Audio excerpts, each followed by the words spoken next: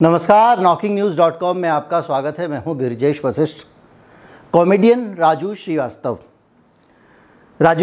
सबके चहेते हैं। बहुत सारी ऐसी कॉमेडी लेकर आए वो जो आम जनमानस से जुड़ी हुई थी, जनता के लोगों से जुड़ी हुई थी, मुझसे आपसे जुड़ी हुई थी और हमारे आपके जो बीच में से हमारा जो समाज का चरित्र है उसके बीच में से वो कॉमेडी निकाल के लाते रहे हैं। राजू श्रीवास्तव इस दिनों अस्पताल में हैं और जो खबर है वो खबर ये है कि राजू श्रीवास्तव जिम में ट्रेडमिल पर कसरत कर रहे थे, तभी अचानक उन्हें हार्ट अटैक हुआ और उनको अस्पताल ले जाया गया। उसके बाद में उनको इन्फेक्शन वगैरह भी हो गया, हालत चिंताजनक है। लेकिन किसी आदमी को जब जिम करते हुए हार्ट अटैक हो, रेगुलर जिमिंग करने जाने वाले आदमी को हार्ट अटैक हो, एक्सरसाइज करने वाले को हो, जैसे कि वो भाभी जी घर पर है में एक जो कैरेक्टर थे जिन पे मैंने वीडियो बनाया था, मलखान, उनको भी इसी तरह से हार्ट अटैक हुआ। वो भी जिमिंग करते थे, उन्होंने तो पैक्स वैक्स बनाए हुए थे अपने। और जो दूसरे लोग कई बार सुनते हैं, फला नेताजी थे, डेली मॉर्निंग वॉक करते थे, एक दिन अचानक उनको हार्ट अटैक हो गया। तो इस तरह के हार्ट अटैक जो अचानक होते हैं, आप अपने आप को फिट समझते रहते हैं और एक दिन आपका शरीर आपको धोखा दे देता है। तो आपको ये समझना ज़रूरी है कि ये हार्ट अटैक होते क्यों हैं, कैसे होते हैं और इनसे बचा कैसे जाए। ये अपने आप में आज की तारीख में सबसे बड़ा ज्ञान है जो सबको होना चाहिए। एक नागरिक होने के नाते, एक पत्रकार होने के नाते जो मैंने समझा वो आज मैं इस पर साझा करने वाला हूँ आपको। इससे शायद ये जान पाएँ आप कि आप अपने आप को किस तरह से बचा सकते हैं भविष्य में होने वाले हार्ट अटैक से। कहीं मत जाइए, चैनल को सब्सक्राइब कर लीजिए। अगर आप हमारे चैनल और हमारी पत्रकारिता को ताकत देना चाहते हैं, आपको लगता है कि जो धन और प्रयास हम कर रहे हैं उसके बदले में हमको कुछ धन मिले, तो आप हमें भुगतान कर सकते हैं। QR कोड स्क्रीन पर आपको दिखाई दे रहा होगा, उसे भी स्कैन कर सकते हैं और वीडियो के सबसे अंत में भी QR कोड है और हमारा जो डिस्क्रिप्शन है उसमें भी एक UPI ID आपको मिलेगा, उसके ज़रिए भी आप भुगतान कर सकते हैं। कहीं मत जाइए, मैं अभी लौटा।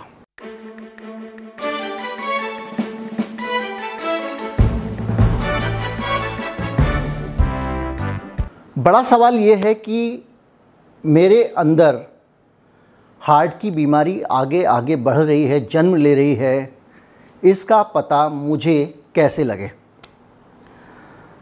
कोलेस्ट्रॉल मेरे अंदर निकला। इसके कई तरीके हैं पता लगाने के, बहुत सारे टेस्ट हैं, बहुत सारे तरीके हैं, लेकिन उन सारे तरीकों में कौन सा कारगर तरीका है जो उनको सटीक जानकारी दे सकता है। मान लीजिए कि ज़्यादातर लोग क्या करते हैं आजकल, अपना कंप्लीट बॉडी चेकअप कराने लगते हैं एक उम्र के बाद, हर 5 साल में, कोई 1 साल में, कोई 6 महीने में। लेबोरेटरी वाला कहता है 6 महीने में ही करा लो। फिर उसके अंदर निकल के जब आपके सामने रिपोर्ट आती है तो उसमें दिखता है कि कोलेस्ट्रॉल इनका जो है वो बढ़ा हुआ है। तो आपको लगता है भाई कोलेस्ट्रॉल बढ़ा हुआ है यानी ये हार्ट के लिए खतरा है। कुछ डॉक्टर उस कोलेस्ट्रॉल को देखकर आपको दवा देना शुरू कर देते हैं, लेकिन सबको जिनको कोलेस्ट्रॉल होता है उनको तो हार्ट अटैक नहीं होता है। फिर की एक कहानी क्या है, कैसे होता है। आपको एक चीज़ समझनी पड़ेगी कि ये बहुत तेज़ी से बढ़ने वाली चीज़ नहीं है। आपके शरीर में 2 तरह की रक्त वाहिकाएं होती हैं, एक तो हार्ट से खून ले जाने वाली और एक हार्ट को खून लाने वाली। जो आर्टरीज होती हैं, जिनको आप धमनियाँ कहते हैं, वो दिल जब पंप करता है खून को ताकत से तो उसको आगे कैरी करती हैं। इन आर्टरीज़ के अंदर, मैं देखिए दूसरे कारणों पे नहीं जा रहा हूँ कि कौन सी दवाएं खाने से ज़्यादा रिपोर्ट आ गई या कौन सी किस तरह के इलाज से, किसी इंजेक्शन लेने से केसेस बढ़ गए, वो एक अलग व्यवस्था है। उसको एक तरफ रख के मैं केवल इस वाले पहलू पे जाना चाहता हूँ जो राजू श्रीवास्तव से जुड़ा हुआ है। कोई दूसरे फैक्टर भी हो सकते हैं लेकिन ये ज़्यादा समझने का है। तो क्या होता है कि एक पाइपलाइन है, उस पाइपलाइन के अंदर उसकी जो दीवार है उस पर कुछ कैल्शियम सा जम गया। ये समझ लीजिए जैसे कि हमारी नली है दिल की, उसके अंदर कोलेस्ट्रॉल जमता रहता है और कोलेस्ट्रॉल जमता भी रहता है और कोलेस्ट्रॉल हटता भी रहता है। अब उस पूरी व्यवस्था में जो कोलेस्ट्रॉल आपके ऊपर जमा, उसमें आपको कोई तकलीफ तो हो नहीं रही है। आपके दिल में आया भाई मेरा तो कोलेस्ट्रॉल हाई है, 4-5 साल से कोलेस्ट्रॉल हाई चल रहा है, चलो मैं अपनी एक बार हार्ट की जांच करा लेता हूँ। अस्पताल में जाएंगे, अस्पताल में डॉक्टर साहब आपका ईसीजी करेंगे, ईसीजी सामान्य होगा, आप निश्चिंत होकर घर आ जाएंगे। हो सकता है कि दूसरे दिन हार्ट अटैक हो जाए, हो सकता है हफ्ते भर बाद हार्ट अटैक हो जाए। आप कहेंगे मेरा तो ईसीजी नॉर्मल था, मुझे हार्ट अटैक कैसे हो गया। फिर किसी को लगेगा कि भाई ईको करा लिया होता तो ठीक रहता। फिर वो ईको में कराएंगे आप, वो आपके हार्ट की रिदम सुनेंगे और देखेंगे हाँ हार्ट की सब सही चल रहा है, हार्ट एकदम बढ़िया काम कर रहा है, कोई दिक्कत नहीं है। लेकिन फिर भी क्या आप निश्चिंत हो सकते हैं? अब मैंने आपको एक उलझाव में डाल दिया कि भाई साहब आप ये टेस्ट नहीं करा तो क्या हम क्या करें, हम क्या एंजियोप्लास्टी करा लें, हर बार एंजियोग्राफी करा लें। एंजियोग्राफी जिनको नहीं पता उनको बता दूं, वैसे सबको पता है। पैर की नसों से और हाथ की नसों से एक पतला सा तार शरीर के अंदर डाला जाता है, जिसके ज़रिए ये पता लगाया जाता है कि जो हमारी धमनियां हैं जिसमें खून आ रहा है उसमें कहीं पे दीवार पे कोलेस्ट्रॉल जम तो नहीं गया है और जमते जमते वहाँ से खून निकलने का रास्ता कम तो नहीं हो गया है। तो ये पता लगाने के लिए एंजियोग्राफी की जाती है, लेकिन ये जोखिम भरा है। एक तो ये इन्वेसिव है, आपके शरीर के अंदर कुछ घुसाया जा रहा है। दूसरा ये है कि भाई उसके अंदर वहाँ से ब्लड का फ्लो आ रहा है, वहीं पे आपका कैमरा जा रहा है। 100 में से 1000 में 2000 5000 में किसी न किसी केस में कुछ गड़बड़ हो जाए तो, हालांकि डॉक्टर कर रहे हैं, पूरा देख रेख में होता है, उनका पूरा नज़र रहती है। लेकिन इतनी आसानी से कोई भी डॉक्टर आपको एंजियोग्राफी एडवाइस नहीं करता कि आप जाके एंजियोग्राफी कराएं। और आप अगर एंजियोग्राफी कराने गए, आपने तार डाला और आपको पता लगा कि साहब वहाँ पे कोलेस्ट्रॉल है और आप वापस आ गए, लेकिन सब कुछ ठीक चल रहा है, या कोलेस्ट्रॉल का स्तर कम है और बाद में बढ़ जाए, तब आप क्या करेंगे? अब इस पूरे उलझावपूर्ण वातावरण के बीच में आपको ये समझने की ज़रूरत है कि कोलेस्ट्रॉल का जो स्तर होता है, जितना परसेंटेज है, 10%, 15%, 20%, हर आदमी के अंदर कोलेस्ट्रॉल बढ़ा हुआ निकलता है। अगर आप मतलब उसकी धमनियों में कुछ कोलेस्ट्रॉल जमा हुआ निकलता ही है। 100 में एक आदमी होगा जिसकी धमनियों में ज़रा भी कोलेस्ट्रॉल ना जमा हो। उम्र के साथ धीरे धीरे धीरे धीरे धीरे बढ़ता रहता है और 35-40 के बाद में कुछ लोगों को ऐसी स्थिति आ जाती है जो बहुत चिंताजनक है। अब चिंताजनक स्थिति क्या होती है? आपको 20% कोलेस्ट्रॉल है, दिल काम कर लेगा। दरअसल आपके दिल को जब वो बहुत ज़्यादा ताकत से काम कर रहा है, जब सबसे ज़्यादा शरीर पे लोड है, आपके स्ट्रेस भी है, आपके मानसिक समस्याओं के कारण धड़कन भी बढ़ी हुई है, आप दौड़ रहे हैं, छत पे चढ़ रहे हैं, उस दौर में जब आपके शरीर का सर्वाधिक श्रमपूर्ण कार्य कर रहे होते हैं, तब आप काम कर रहे होते हैं, तब आपको सबसे ज़्यादा आपके दिल को काम करना होता है।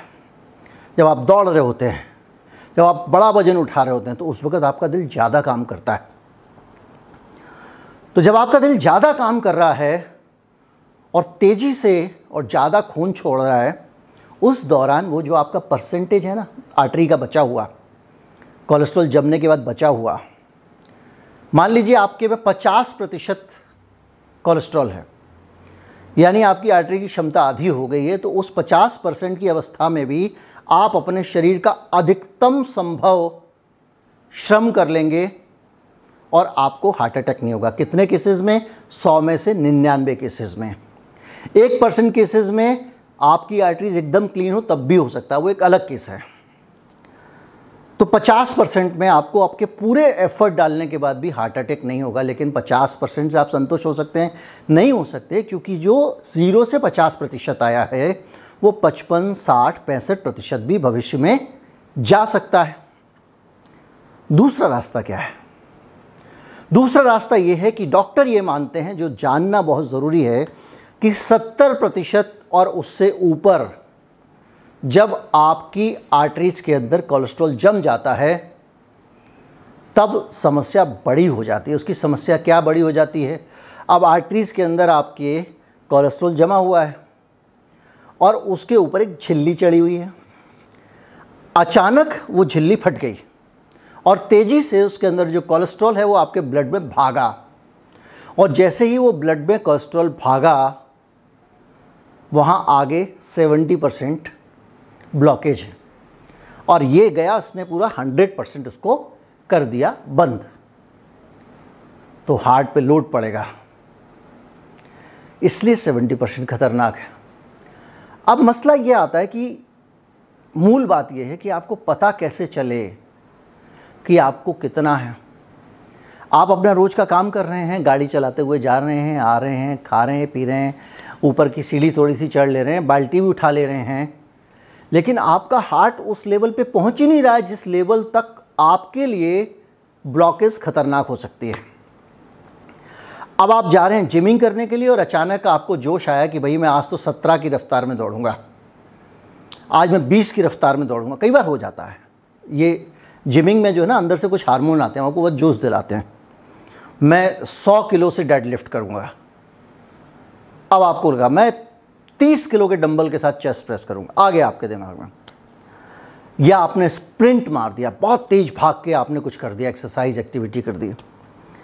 अब उस स्थिति में पता चला कि आपके अंदर जो ब्लॉकेज है वो आपके रोज़मर्रा के कामकाज के लिए के हिसाब से तो सही था उसका साइज़, लेकिन इसके लिए जो ज़रूरत थी उसमें ये साथ नहीं दे पा रहे। तो इसका पता कैसे चलेगा?